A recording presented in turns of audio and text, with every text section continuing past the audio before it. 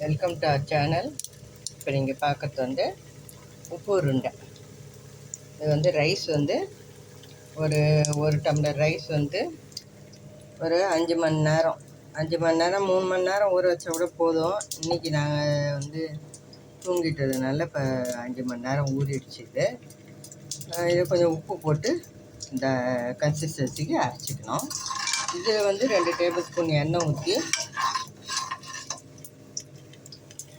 2 table spoon எண்ணெய் ஊற்றி கடுகு, உளுத்தம்பருப்பு, கடலைப்பருப்பு, காஞ்ச மிளகாய் போட்டு இது வறுப்பட்டு தான் கொஞ்சம் பெருங்காயம் ஒரு 1/2 டீஸ்பூன் போட்டிருக்கேன். இப்போது சிம்மில் வச்சுட்டு இந்த மாவு ஊற்றி கலரி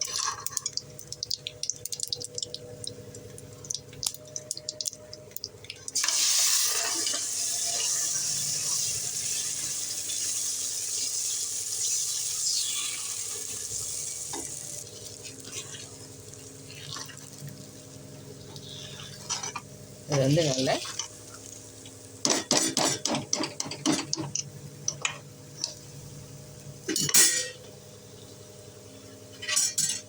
கெட்டிப்படுற வரைக்கும் கலரிட்டு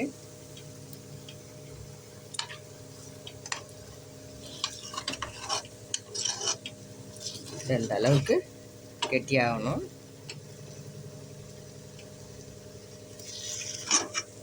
அவ்வளோதான். இந்த அளவுக்கு கெட்டியானதும் நம்ம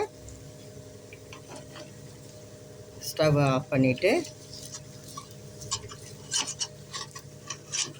அதில் கொஞ்சம் ஆறின பிறகு கை பொறுக்கிற சூடு வந்ததும் உருண்டை பிடிச்சி வச்சா உப்பு உருண்டை ரெடி ஆகிடும். இப்போ இது கொஞ்ச நேரம் மூடி வைக்கிறேன். ஸ்டவ் ஆஃப் பண்ணிடுறேன்.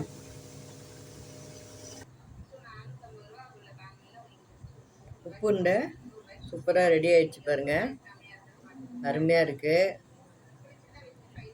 நீங்களும் வந்து இந்த மாதிரி பண்ணி சாப்பிடுங்க. நான் எப்படி பண்ணேன் அப்படின்ற இது மெத்தட் பார்த்துருப்பீங்க. அதே மாதிரி பார்த்து செய்து பாருங்கள். இது வந்து நைட்டு டின்னருக்கும் சாப்பிட்லாம். மார்னிங் வந்து பிரேக்ஃபாஸ்ட்க்கும் எடுத்துக்கலாம். உடம்புக்கு ரொம்ப நல்லது. ஆயில் இதெல்லாம் இல்லாமல் இதுக்கு வந்து சட்னி எது வேணாலும் தொட்டுக்கலாம். இல்லை சாம்பாரோ வீட்டில் குழம்பு எதாக இருந்தாலும் தொட்டுக்கலாம். இந்த சூப்பரான ரெசிபி உங்களுக்கு பிடிச்சிருக்கோன்னு நம்புகிறேன். பிடிச்சிருந்தா லைக் பண்ணுங்கள், ஷேர் பண்ணுங்கள், எங்கள் சேனல் சப்ஸ்கிரைப் பண்ணுங்கள். தேங்க்ஸ் ஃபார் வாட்சிங்.